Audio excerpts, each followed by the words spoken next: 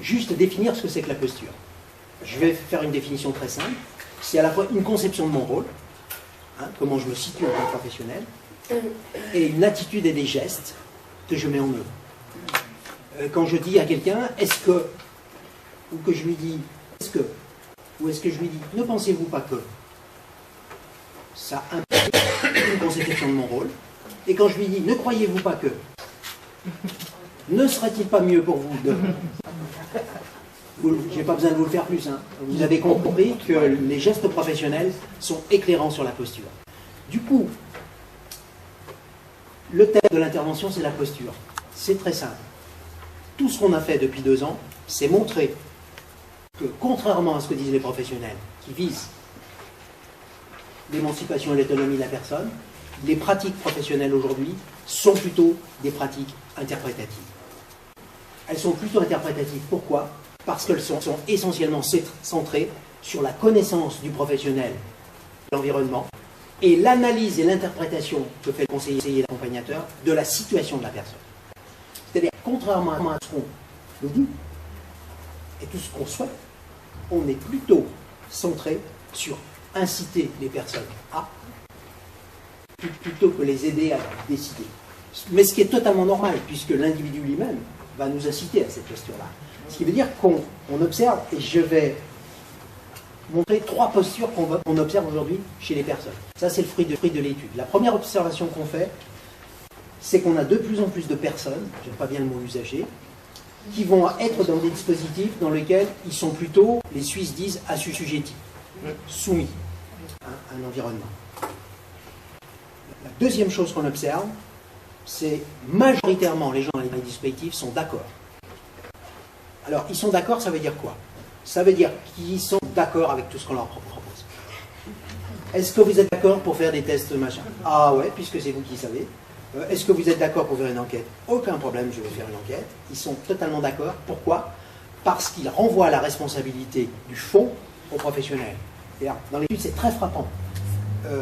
Beaucoup de professionnels estiment que quand quelqu'un lui a présenté le dispositif et qu'il est d'accord, ça veut dire qu'il est engagé. Pas. La plupart des gens sont en accord avec les propositions du professionnel. Or, le processus d'accord génère du non-engagement dans la situation. Ce qui veut dire que nous, on a distingué ce qui relève de l'engagement, qui est une des conditions de la persévérance. L'engagement, c'est non seulement la personne est d'accord, mais la personne prend. Et nous, on a un indicateur très simple, c'est qu'est-ce qu'elle prend des initiatives. Les Québécois disent, elle n'est pas impliquée, elle est concernée. Concernée, c'est-à-dire que c'est son truc. C'est son truc. Or, le fait que ce soit son truc, elle est produite par la manière dont le professionnel va jouer ses interlocutions, proposer du travail, construire avec la personne. Alors, on a fait plein de manips sur la posture physique, par exemple, de l'accompagnateur, hein, la manière dont il travaille. S'il travaille debout, par exemple, avec un tableau, ça ne produit pas du tout le même niveau d'engagement que qu'il est dans son bureau à faire un entretien pendant 1h30, par exemple. Hein. Le travail de face à face pendant 1h30 produit plutôt de l'accord, alors que les processus plus mobiles, plus techniques, dans lesquels on coopère sur des exercices, etc., produisent plus d'engagement chez les gens. On a des choses très étonnantes là-dessus. C'est-à-dire qu'on voit d'ailleurs des jeunes collègues qui sortent du bureau, qui vont dans le couloir, qui discutent le coup, et comme si la fonction de l'accompagnement était moins dans ce qu'on fait pendant ce temps-là, de ce qu'on permet. Et les processus d'engagement, si vous retenez qu'une chose, c'est que l'accompagnateur permet des choses que la personne va faire toute seule. Mais ce n'est pas ce que vous allez faire pendant le temps de face à face qui va changer le monde, mais c'est bien la représentation qu'a la personne de ce qu'elle se sent en capacité de faire une fois que vous n'êtes plus là. C'est un élément extraordinairement important qu'on retrouve étayage dans les processus d'apprentissage. C'est penser mon absence dans le processus d'accompagnement. Et pour penser mon absence, il faut que je mette en place une ingénierie de l'accompagnement qui soit susceptible de produire de l'émancipation, donc du pouvoir agir. On évalue aujourd'hui, à la fin du dispositif d'accompagnement, que des gens ont un sentiment de pouvoir agir plus faible qu'au début. Oui, pourquoi? Parce qu'ils ont le sentiment que tout ce qui leur est accessible n'est pas intéressant. Et comme ils ont beaucoup travaillé sur ce qui les intéressait, ça amplifie le processus de désaccord. Et on a des dispositifs d'accompagnement où les ressources n'ont pas changé. Le monde est pareil. Mais où la représentation qu'a la personne de l'utilité pour elle des ressources de l'environnement, et pas du tout la même, dans laquelle elle a construit une représentation de son pouvoir agir dans la situation. Alors qu'on est quasiment dans des situations qui sont identiques. Donc le pouvoir d'influence du professionnel en termes de posture est considérable. Et il est micro, c'est-à-dire qu'il ne joue pas sur discours, il joue réellement dans l'acte professionnel de comment je fais les choses avec les gens. Alors, juste, je crois que j'ai... Voilà. Sur la responsabilité, ce qui va être extrêmement important, et je reviendrai un petit peu avant, c'est-à-dire, j'ai caricaturé deux types de logique. C'est caricatural parce que c'est jamais comme ça. Hein. Comme dans toute catégorisation, on va faire deux items.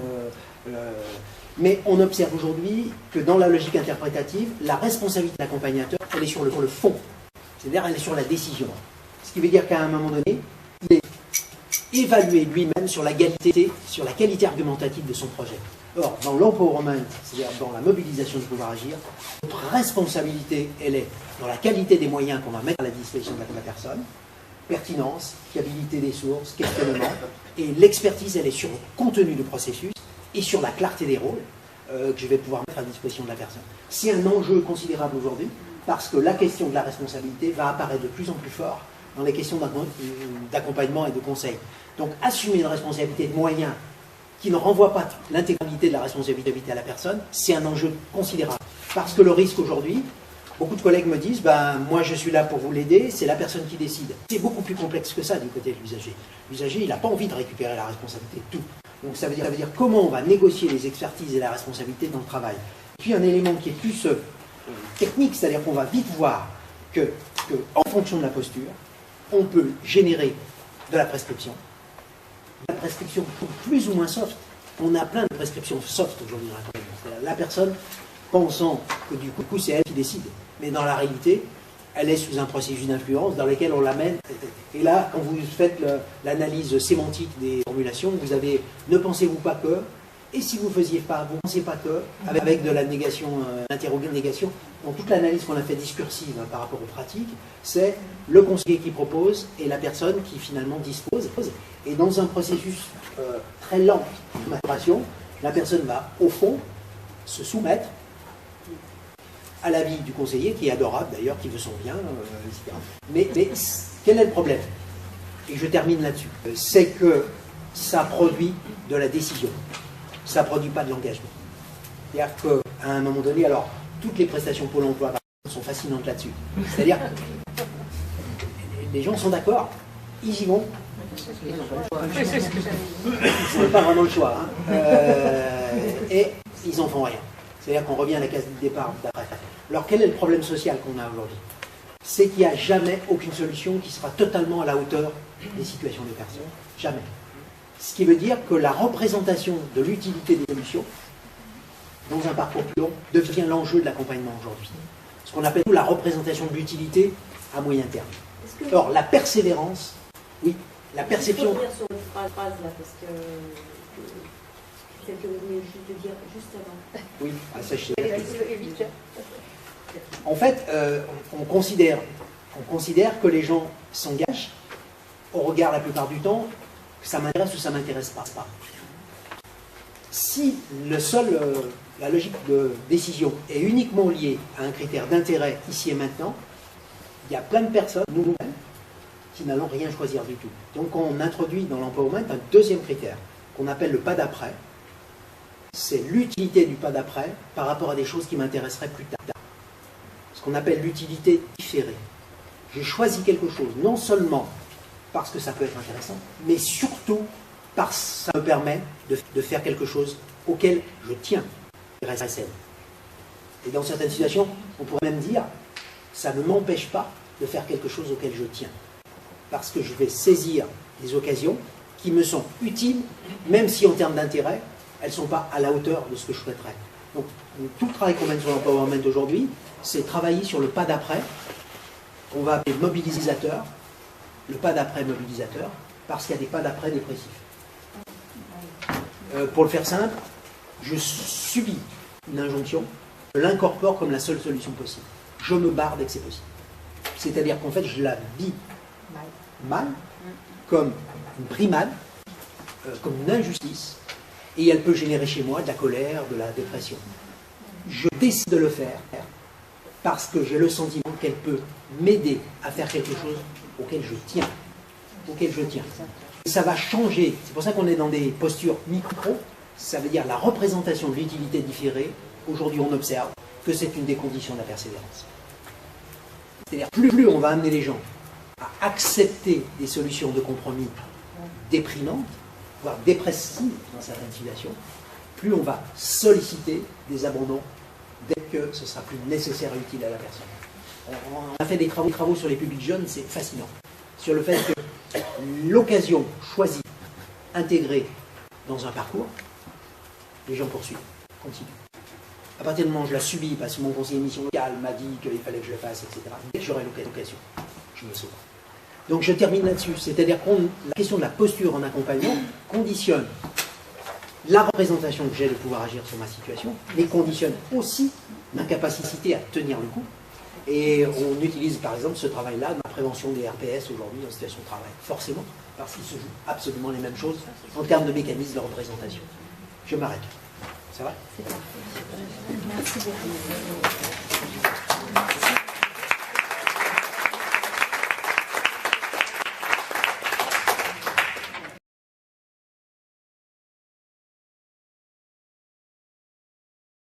Alors, s'il y a des questions dans la salle, oui.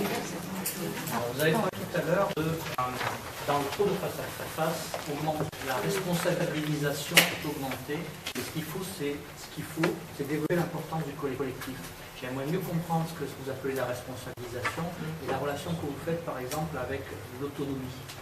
Tout dépend le sentiment de pouvoir agir de la personne à l'origine. C'est-à-dire qu'en fait, c'est amplifié quand les gens ont le sentiment d'impuissance. C'est-à-dire quand vous accompagnez quelqu'un qui en a ramassé pas mal derrière la tête, le professionnel peut être lui-même dans une situation de risque d'impuissance. Il y a des collègues qui me disent quand la personne rentre dans le bureau et que c'est la 3e fois qu'elle fait un accompagnement, voilà, je m'interroge sur mon propre pouvoir agir moi. Donc, pourquoi ça amplifie? Parce que on risque de faire ce qu'on appelle la lessiveuse, c'est-à-dire de s'interroger en boucle sur qu'est-ce qu'on pourrait faire pour changer la situation, alors même qu'il y a des éléments factuels de la situation qu'on ne peut pas changer. Quelqu'un qui va perdre son emploi et soi-disant qu'on accompagne à un changement de situation. Absolument, c'est tout à fait l'effet typique. C'est-à-dire mais je pourrais faire des analogies par exemple avec les risques psychosociaux. Vous accompagnez quelqu'un qui vit une situation de souffrance au travail aujourd'hui, vous l'accompagnez en face à face pour l'aider à prendre de la distance, etc. Qu'est-ce qu'on crée aujourd'hui? Pour vous montrer, des collectifs de burn-out. On crée des collectifs. Pourquoi? Parce que le sentiment qu'a la personne, c'est ce sentiment de l'exception. C'est-à-dire le sentiment de l'exception qu'elle est chargée, elle, de tout le problème, et que le professionnel qui va m'aider ne peut pas résoudre les éléments clés du problème. Donc la circularité du problème peut être terrible, parce que, en fait, la personne dit, mais j'ai besoin de mon salaire et ma femme risque d'être licenciée. Donc il faut que je trouve une solution professionnelle. Et le professionnel en face lui dit, et qu'est-ce que vous aimeriez faire plus tard? Je présente à peine, c'est-à-dire qu'on peut être dans une espèce de circularité totalement absurde, qui fait que la personne dit, c'est pas réellement mon problème. Mon problème, c'est aujourd'hui, comment je peux faire pour agir sur les choses dont le professionnel sait qu'elles sont hors contrôle. Donc quand vous avez de leur contrôle des deux côtés, la situation individuelle amplifie le risque. Et je dis amplifie le risque d'impuissance parce qu'en fait, elle crée de l'agressivité, elle crée de l'impuissance, elle crée de la dépression, etc. Ça, c'est le premier élément. Pourquoi on crée du collectif? Parce que le collectif, il crée quelque chose, c'est qu'il rompt avec la question de l'exception. C'est-à-dire, je ne suis pas moi-même, voilà, je suis d'autres vivent cette situation-là. Donc il y a une forme de normalisation de la situation dans le collectif par le travail, par les pairs. Et puis le deuxième élément, ça renvoie aussi à des éléments théoriques, c'est-à-dire que vous connaissez peut-être les travaux de Gergen sur le constructionnisme, c'est-à-dire de considérer que les représentations sociales sont le fruit des interactions et que reproduire de l'interaction sociale avec des ressources de l'extérieur, c'est un extraordinaire moyen de faire bouger. Et que le problème de quelqu'un en face à face à un moment donné, c'est comme il ne peut pas agir sur des éléments factuels de la situation, le seul levier d'intervention, c'est de travailler sur les représentations. Et que les représentations changent quasiment jamais en face à face, mais toujours par la confrontation des pairs. C'est-à-dire que c'est pas des processus, alors que Bandura va appeler de modélisation sociale, etc., que Gergen va parler d'interactionnisme social, c'est la construction de pratiques coopératives qui banalisent les processus. Et si on va beaucoup plus loin, par exemple dans le projet européen, nous, on a travaillé sur du troc de ressources, c'est-à-dire que les gens vont s'allier, faire du troc, faire de l'échange de compétences, de ressources, pour reprendre le pouvoir d'action sur leur position. Ce que je veux juste dire, c'est que la relation de face à face, elle pose le problème de l'hypercentralité du travail sur la situation ici et maintenant, et la faible capillarité avec l'environnement social. Or, les ressources, ça peut choquer certains collègues, les ressources sont toujours à l'extérieur. Les ressources sont à l'extérieur, présupposé de compétences, la personne a les ressources, et il y a des ressources à l'extérieur. Tout le travail que je dois faire, c'est, alors nous on appelle ça activer les ressources, c'est mettre en place des processus qui vont permettre à la personne de se remettre à communiquer avec l'extérieur, de se remettre plus proactive. On a développé le concept de démarche proactive, et nous on l'a observé, c'est pas que des éléments théoriques, on a des choses extraordinaires. On a fait la journée de clôture et on a une femme portugaise et une femme italienne qui sont venues expliquer ce que le dispositif d'accompagnement avait produit chez eux. Tu n'as pas besoin de faire des discours. Quand tu les interviews, elles te racontent comment elles ont repris en charge leur vie, parce que la création d'un collectif dans le cadre d'un accompagnement individuel les avait reboostés, remobilisés sur les choses de société. Donc c'est juste aussi qu'il y a une illusion de l'individualisation de la relation comme seul élément d'individualisation du process. Or, on peut parfaitement individuer le process dans une démarche qui associe de la logique coopérative, de la logique de face à face. C'est vraiment une distinction que je fais beaucoup dans les pratiques de formation.